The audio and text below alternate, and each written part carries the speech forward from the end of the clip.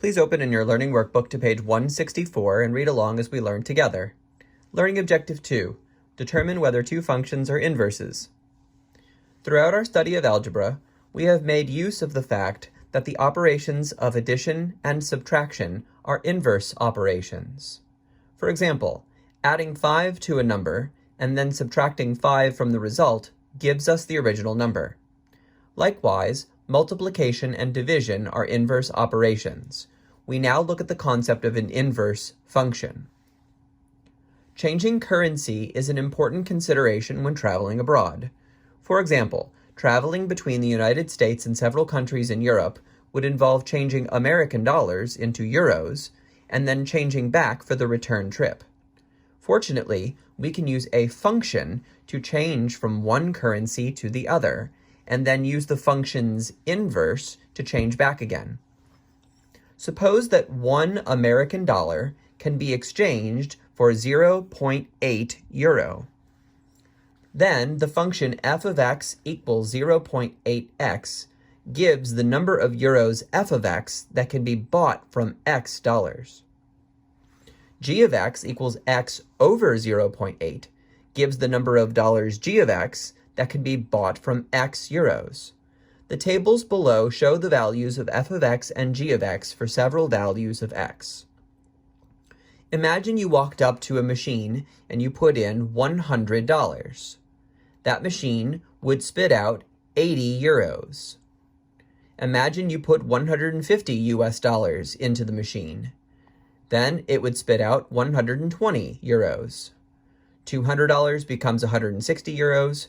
$250 equals 200 euros.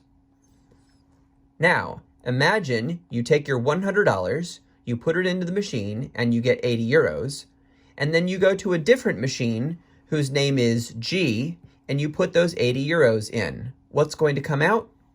$100. What if you put in 120 euros? What would come out? $150. And so on down the table.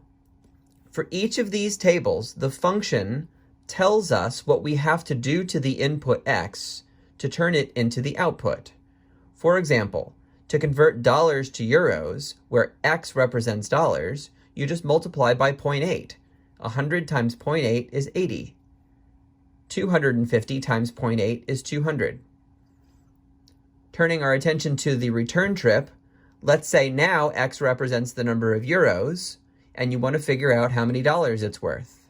Well, just take the number of euros and divide by 0.8. 80 divided by 0.8 gives you 100. 200 divided by 0.8 gives you 250. Function f converts dollars into euros. Function g converts euros back into dollars.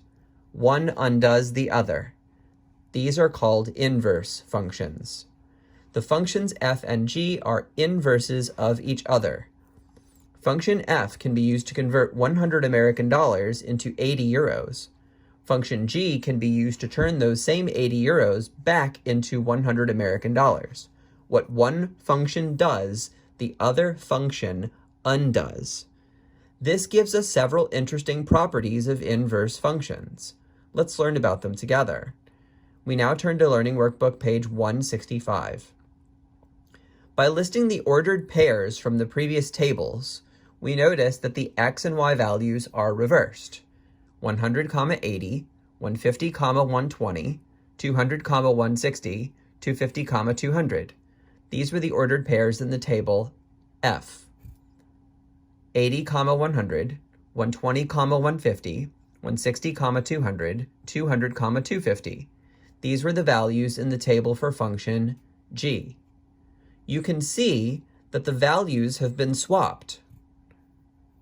100, 80 has been swapped to become 80, 100.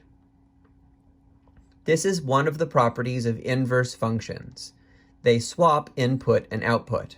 They swap x and y. Okay, let's look at our next property. For a function and its inverse, the values of x and y are interchanged. This tells us that the domain of a function is the same as the range of its inverse and vice versa. This makes sense if we think about it. X is a collection Domain is a collection of all of the x coordinates. Range is a collection of all the y coordinates. So if you're swapping x and y, what you're really doing is swapping domain and range. The domain of a function tells us the range of its inverse. Okay, third bullet point. If we graph our two functions, f of x equals 0.8x and g of x equals x divided by 0.8, the graphs are shown below, we see that the corresponding points on f and g are symmetric with respect to the line y equals x. Y equals x, the identity function, is the dashed line shown here.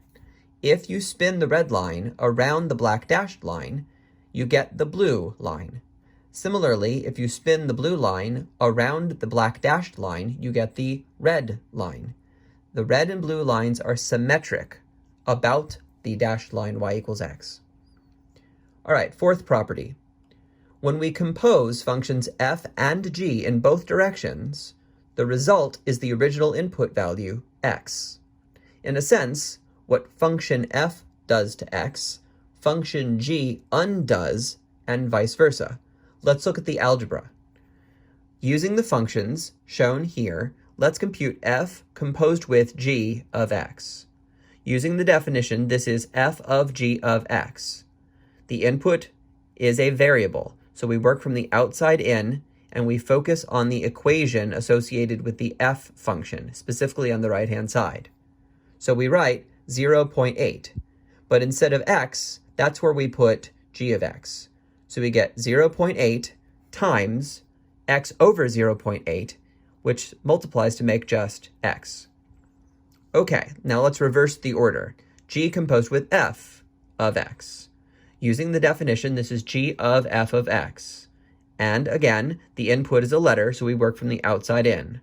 We start with function g, and specifically the right-hand side, where we see x over 0.8. But instead of x, we're going to put f of x. So what do we get? F of x, which is 0.8x, divided by 0.8, which simplifies to simply x. When we compose functions f and g in both directions, the result is x. We use this final bullet point to establish a procedure by which we can determine if two functions are inverses of each other. Definition of an inverse function. Let f be a one-to-one function. Then g is the inverse of f if the following conditions are both true. Condition 1, f composed with g of x equals x for all x in the domain of g.